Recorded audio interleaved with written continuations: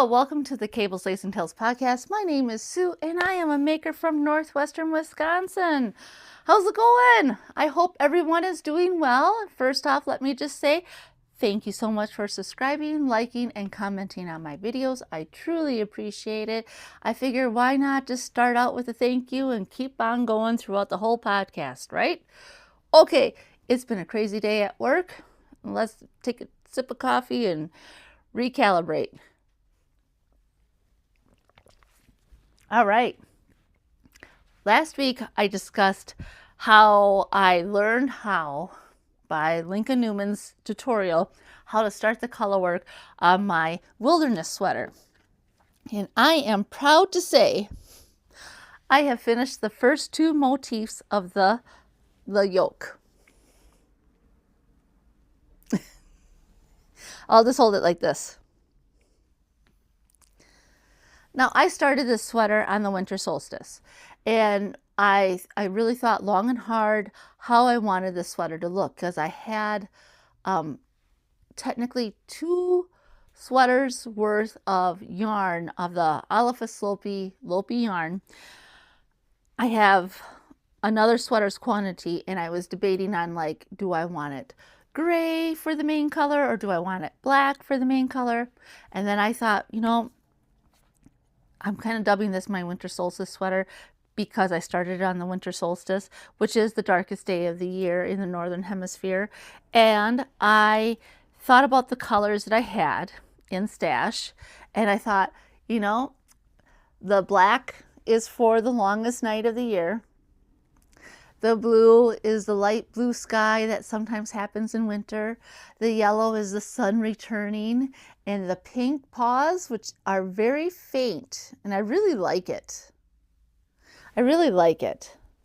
You can see them better in person than you can on camera from what I can see right now, but it's just like a little something there. And that's kind of like the sky in winter.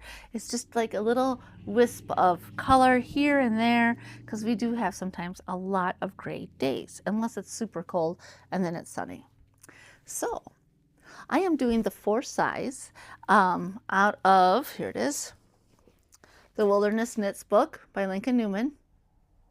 She has 2 books. I don't know what the other one's name is called. And I don't know if she has a wilderness sweater in that one as well, but she does have some repeats from this book in that one. It's a very good book, very limited on instructions. In the instructions, it does not say to begin the color work of the yoke starting at the back left sleeve. So this is the front of the sweater, and right here is the beginning of the round. So you would start here and go all the way around. Now, when I first read her tutorial, which I linked in the last episode, I may link it again, but we'll see. She stated the back of the left sleeve is the beginning of the round, and to mark out all of the motifs around, and you should have, you know, I believe it was 39 for my size of this first motif.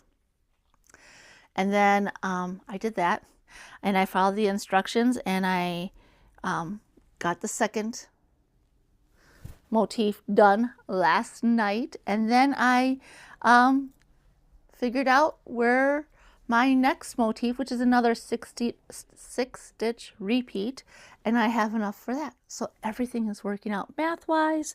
It is a real pleasure to knit. I did size down the cable length, and I'll have to probably do it again. Thankfully, I'm using interchangeable needles, so it's super easy to do that. If you weren't using interchangeable needles, you would essentially have 2 of the same size, and I'm using US 10.5 or 6.5 millimeter, and you essentially would knit with the new needle from the old needle. And when you have interchangeable, you're essentially doing the same thing, but you just undo the one side and put a stitch stopper. These are my Knit Picks laminated birch sunstruck needles. I really like them. I am not affiliated with knit picks. I just like their stuff. I got the yarn from Little Knit Seattle. They usually have really good deals. They have great customer service. I would like to buy more yarn from them. I just don't need to buy more yarn at this time. I need to use up some of the yarn in my stash. This is a very rustic sweater. This is made to be like worn as an outer layer, or how did I wear it at school?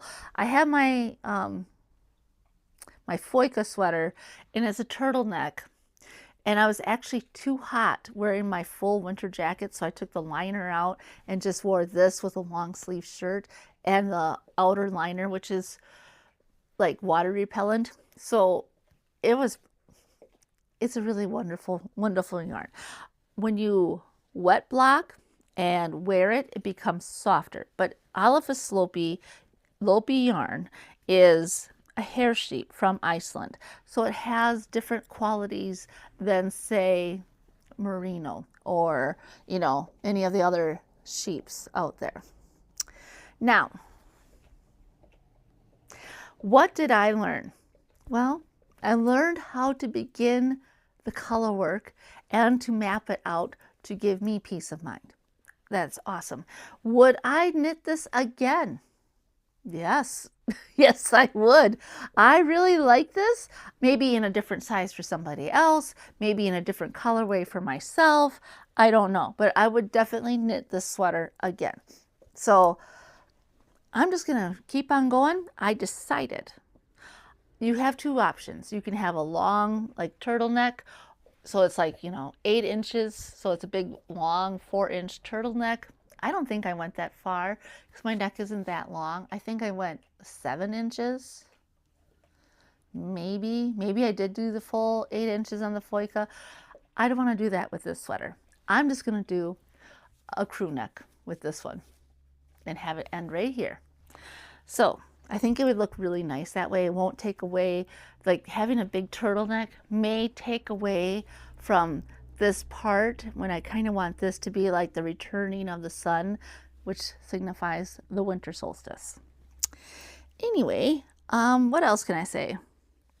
I will be sewing the sleeves together. I don't know if I'll do a 3-needle bind off. Sewing seems to be easier and like a Kitchener stitch. I am actually using a pillowcase. My grandma made this pillowcase, my crocheting grandma. She made this pillowcase many moons ago, and I only have one. I don't know if she only made one or what happened to the rest, but I use this as my big sweater holder. It does not felt the yarn going in and out. It holds everything. I have my extra yarn down here, and I have my sweater, and everything works. And then I can hide it from the cats because they love Alafosslopi yarn. They steal it from me all the time. Now, the second thing I'm going to talk about today is my stripe hype sweater by Veronica Lindbergh, aka Kukakavika. I am not doing cinched in cuffs or a cinched in waist. I am not doing the decreases for the body at all. I tried it on and it's at a good length, and I decided to do a split hem. So I have been working on that. I did have about 1.5 inches done of, I measured, that's how I know, 1.5 inches done of the 1x1 ribbing I'm doing. And this, I'm just going to hold this part. It's a very beautiful fabric that I'm making. I'm using a US 6 or 4 millimeter with, I'm doing Knit Picks Wool of the Andes tweed worsted, and I'm also using my Knit Picks Sunstruck needles, and I just got this beautiful fabric, and I thought, you know, I really like the way it looks, you know, I'm really enjoying that fabric. I will just keep on with the US 6 and make the ribbing. However, my dog is licking herself. I swear, every time I start recording, she starts licking herself. Okay. Are you done? You're done, right? She's so good. She's over there on the couch.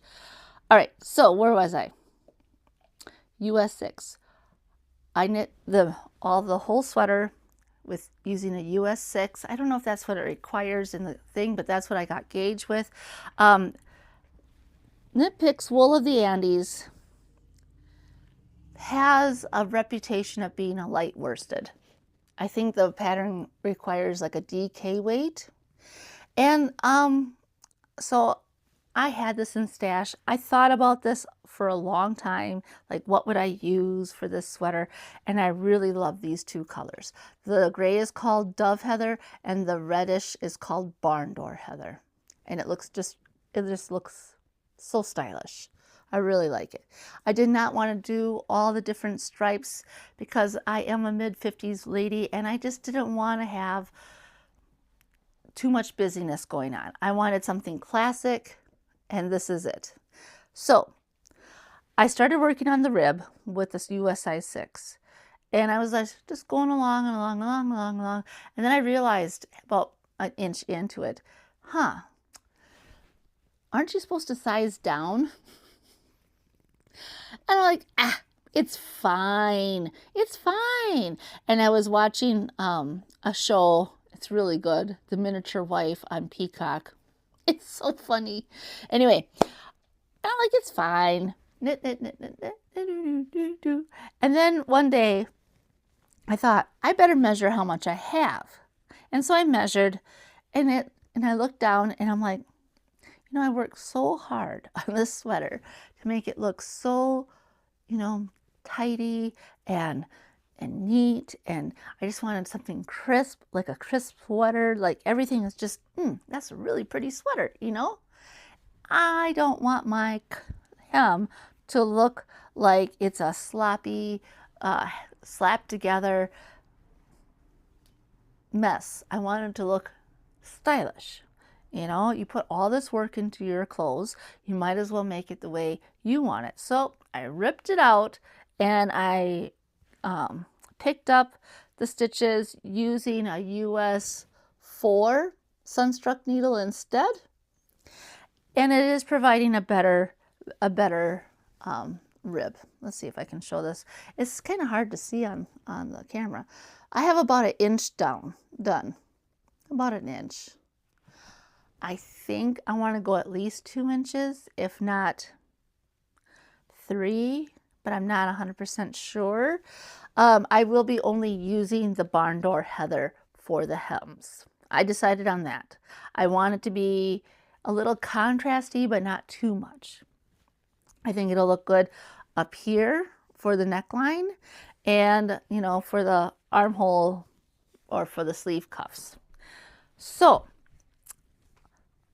I am doing, I think a 48-inch bust. I'm not 100% sure, but it fits and it looks nice and it's at the right length. And now I just have to finish.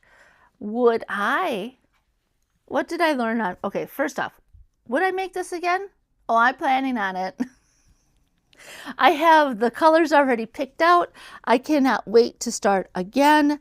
It's such a pleasure to knit this sweater. It is just such a pleasure. What did I learn? I don't know. I learned that I like stripes a lot. It's just a really nice pattern. It holds your hand, but it doesn't. It tells you what to do, and then you just do it. It's just really nice. Now, like I mentioned, I am not doing any body decreases, and I'm not doing the exact hem that is required. So I am following the instructions, but I'm just not following all the instructions. I am making some modifications to suit my needs. This is 100% Peruvian Highland wool. It does get softer with wear, and also it does tend to pill a little bit, but it's just so pretty. It is just such a pretty sweater. So that is that. I'm really enjoying this sweater. I will probably bring it in the car this weekend for easy car knitting. We'll see though, because it is getting bigger. But the last thing I'm going to talk about are my temperature blankets. Last week, I'm going to talk about it as I go along here. Last week, I was given the gift of time. It was so lovely. I'm not going to lie. I had the best week. It was just such a beautiful week. I just was able to get stuff done. I was able to do things. I was able to actually sit down, and I was able to leave my big Rubbermaid bin. In this bin, which is, quite a large bin, this is the lid, I have all of the yarn, all of my supplies, and the 2 blankets I'm working on. Now I'm doing 2 temperature blankets. I'm crocheting them. I'm using Lion Brand's Pound of Love. I have my date book in this Ziploc bag only because of the wire spine. I do not want this to snag my blanket. I am using this book that I got off of Thrift Books. It's very nice. A very simple ripple pattern. I have my little bag of tools here. I have my hook, and this is a boy style. It's not a boy hook. It's a boy style, and I'm using a 6mm. Yes, a 6mm. And I have a little scissors in my pouch here. I did make this pouch a long time ago. It was a lot of fun. Now, I finished the March temps on both blankets. I decided a long time ago that I wanted a high blanket and a low blanket. So I'm going to show the high one first because I did work on this one more because I'm starting to get out of the cold temps and started into the warmer temps, as you can see here. So here is January. The beginning of the blanket is here, and then we get into February and March. I'm just going to roll it up here, and you can see that it's starting to get warmer because that white right here is actually antique white, and that signifies 40s. Blue is 30s, green is, pastel green is 20s. And as you can see down here, I have started, the dark color is actually green, and that is 60s. And then this purpley color is 70s. I was really moving along, watching my show and working on this.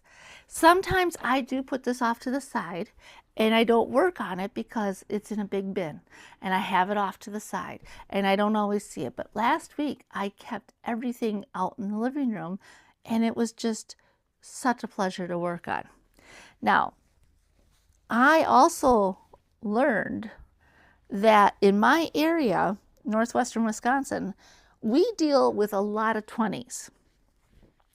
For example, this skein here represents the teens, basically 10 to 20, okay?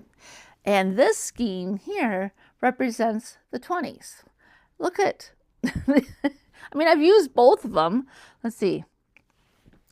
Here is, this is almost a full skein here. And I am very low on this. I do have extras, but I learned that in my area, we deal with a lot of 20s, whether it's the high temp or the low temp. And it's not just like a few months. I kind of figured it out, and I think it's close to 7 months out of the year, we are dealing with some form of temperature in the 20s. It's really interesting when you do this, kind of as a not like, I don't know if it would be a science experiment, because you're just kind of looking at the temperatures. Oh, maybe it is. You have a physical representation of the temps. So here's January. This is the low temp. And then we get down. Now, this white color, this is white, not antique white. This is sub-zero. And then, you know, you can see that it's starting to get warmer. And you can see the 20s, see that big section of green. And, you know, it goes up and down. But I am done with March. This is a 3-month blanket. I wonder what it's going to look like when it's all done with the 12 months. I'm excited. So would I make it again? Oh, I plan on doing another one. Maybe not the exact same style. Maybe not 2 different blankets. Now, I thought when I was making this, I'd make one for my daughter and one for myself. So they're not really that wide. It's like it's a 1-person blanket if you were to lay it long ways, versus maybe a lap blanket for 2 people on the couch. But yes, I thought that would be really fun for her and me to each have a blanket. The next one, I would probably think about doing a different pattern, more of the wavy one. Let's see. Yeah, something like this. And if you see this pattern on the cover here, they have 2 rows. So my thought is, I'm just looking for reference, 2 rows. So like 1 row would be highs, 1 row would be lows. I've seen ones that have granny square. So the inside of the granny square is the low temp and the outer side is the high temp. And then they just, you know, put them all together. Or, you know, you have the whole month as one big rectangle or square. I don't know, there's all kinds. So then you would have 12 blocks. There's so many different ones out there. So my cat is starting to play with stuff. My Anya, are you coming to say hello? Are you coming to say hello? Now, I have been thinking about, would I make something again? I have a cardigan. It's in the other room. I'm not going to bring it. My Emery's cardigan. There's lots of podcasts on it.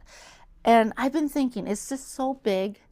I love it, but it's just so big. Would I be able to make another one smaller with the yarn that I have? Should I make it the same color? And I keep thinking about it because I really love that pattern. It was a beautiful cable pattern. The pattern in the book was wonderful. And then I have found that I like to wear the same thing over and over. It's easy. You know, it's not hard to like, oh, you know, like this cardigan matches almost everything I have. Yeah, probably everything I have. I love the color gray. I think the color is titanium. I wore this actually today to work. It's perfect. I just love this. And I was looking at my yarn stash notes that I have in my book here, and I do have more than enough yarn to make another one in the same vein of gray, maybe, or in a different color. Yes, but I love having cardigans, almost more than sweaters, you know, because if you get hot at work, it's easy to take off. If you get cold, just put it on, and it's just lovely. I am thinking about doing another one of those, even though I also have a lot of other patterns on the mind or a lot of projects in the works. I did a gauge swatch for another project that I have been wanting to cast on for years now. It's not in any form of being ready to show. And then I also worked on my Sailor Swift top, but I didn't really get that much done, and it doesn't look like I did anything. So I am just moving along working on things. Last week, I was really fortunate. I got so much done. I was just so thankful for that gift of time. It was just wonderful. Anyway, that is about it today. I want to thank you again for liking and subscribing my videos. I really do appreciate it. Let's see. I'm just going to double check. I only had 3 things to show. Now, I hope to do more. The summer is coming up. I did get the summer school job. I am working the food truck. I will mention that I trained on this past Sunday and it was kind of slow. It'll be fine. I've worked in a lot of restaurants. I know what to do. It'll be nice to have extra money, especially with my daughter doing all kinds of things and gas prices as they are. So it'll all come in handy. And I have 1 more month of school after this, and then I have a month and a half off, which is why I am glad I have another job. Anyway, I hope everyone is doing well. Take care. Have fun.